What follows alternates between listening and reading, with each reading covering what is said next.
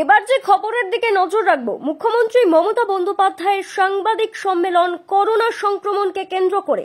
নবান্নতে মুখ্যমন্ত্রী মমতা বন্দ্যোপাধ্যায় সাংবাদিকদের সামনে কি বললেন দেখাবো আপনাদের। দেশ জুড়ে বাড়ছে করোনা সংক্রমণ, এমন পরিস্থিতিতে নবান্নে প্রস্তুতি বৈঠক সারলেন মুখ্যমন্ত্রী মমতা বন্দ্যোপাধ্যায়।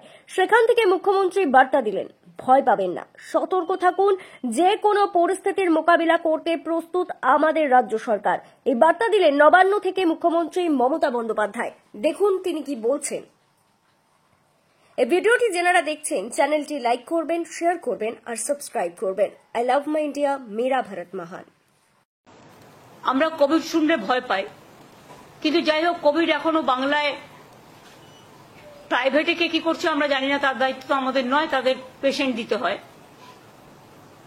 আমাদের সরকারিভাবে যে রিপোর্ট আমাদের কাছে আছে, তথ্য আছে, আমরা প্রত্যেককে ইম্পর্টেন্ট যারা জড়িত, পঞ্চায়েত থেকে শুরু করে, আরবান থেকে শুরু করে, মিউনিসিপ্যালিটি থেকে শুরু করে, ডিএমই থেকে শুরু করে, ডিএইচএস থেকে শুরু করে, বিশেষ করে এই ডিজিজের ব্যাপারে যোগীরাজ থেকে শুরু করে আমাদের health department, MSME department, police department, সকলে, চিফ সেক্রেটারি, হোম সেক্রেটারি, আমরা সকলকে নিয়ে কলকাতা কর্পোরেশন থেকে শুরু করে পঞ্চায়েত, রুরাল, সব ডিপার্টমেন্টকে ডেকে মিটিং করে আমরা প্রস্তুতিটা সেরে রাখলাম।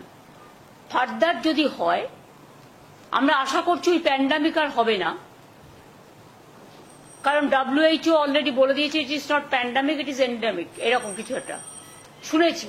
I may not be correct, please cross check. কিন্তু আমরা যেটা মনে করি যে সতর্ক আমাদের থাকতে হবে, কোনো প্যানিকই ক্রিয়েট করা নয়। যদি বাই চান্স সেরকম কিছু হয়, আমাদের প্রস্তুতি তৈরি থাকবে, এটা নিয়ে ভয় পাওয়ার কোনো কারণ নেই।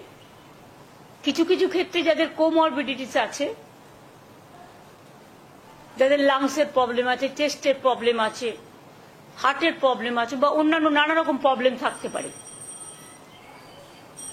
এবং sometimes ageing is also the factor. সর্দি কাশি হলেও আমরা ভাবি, সর্দি কাশি হলেও একটা বুকে কফ জমে থাকলে শ্বাসকষ্ট হয়, যার জন্য নেবুলাইজার করা হয়, করে ওটাকে ক্লিয়ার করা হয়। তারা ডাক্তার দেখান, ট্রিটমেন্ট করুন। সরকার আপনাদের সাথে সবসময় ছিল, আছে, থাকবে। চেষ্টা করুন সরকারি হাসপাতালে চিকিৎসা করার, তাহলে আপনাদের আননেসেসারিলি কোনো একটা অসুখের নামে বেশি টাকা খরচ হবে না। যার সত্যি প্রয়োজন তাকে যা যা দেওয়া দরকার সবকিছুই সরকারি হাসপাতালে আছে, এবং এখন অ্যান্টি কোভিডও ভ্যাকসিন বেরিয়ে গেছে, ভ্যাকসিন সবাই নিয়েও নিয়েছে। সুতরাং আমরা নিজেদের ইন্টারেস্টেই নিজেরা মিটিংটা করলাম, যাতে ফার্দার যদি কখনো সেরকম পরিস্থিতি হয়, তখন আমরা যেন প্রস্তুতিটা রেখে দিতে পারি, যাতে কোনো অসুবিধে লোকের না হয়। কিন্তু এখনই আমরা এ ব্যাপারে কোনো সিদ্ধান্ত নিচ্ছি না, তার কারণ সেই সিচুয়েশন তৈরি এখনো হয়নি। আর ভারতবর্ষে প্রায় 130 কোটি মানুষ বসবাস করেন, তার মধ্যে মাত্র হাতে গুনে 4-5 হাজারের মতো কেস সারা ভারতবর্ষ জুড়ে হয়েছে, এবং এটা হচ্ছে এক টাইপ অফ ইনফ্লুয়েঞ্জা, এবং এটা একটা সাব, কি বলছিলে, অমিক্রন ভাইরাস। এটা আমি যোগীকে বলবো একটু এক্সপ্লেন করে দিতে 2 মিনিট, সুতরাং সবাই ভয় পাবে না।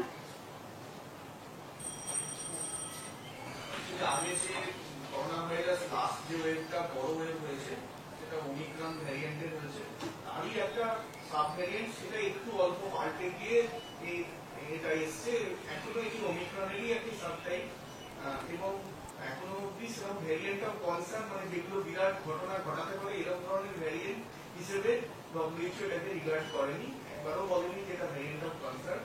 তো সাধারণ সর্দি কাশি জ্বরের মতোই এটি হবে, এবং দ্রুত ছড়িয়ে দ্রুত এই ওয়েভটা চলে যাওয়ারই আমরা এক্সপেকটেশন রাখছি। তবুও ম্যাডাম যেরকম বলছেন সেরকম ভাবে আমাদের তৈরি থাকার ব্যবস্থা করা। বর্ষাকালে, শীতকালে একটুখানি সর্দি কাশি হয়, সুতরাং সেটারও মাত্রা কমে গেছে, যেটা এনারা বলছেন। মানে বিশেষজ্ঞরা। সুতরাং কোভিড নিয়ে এখনই আতঙ্কিত হওয়ার কোনো কারণ নেই, প্যানিকি হওয়ারও কোনো কারণ নেই।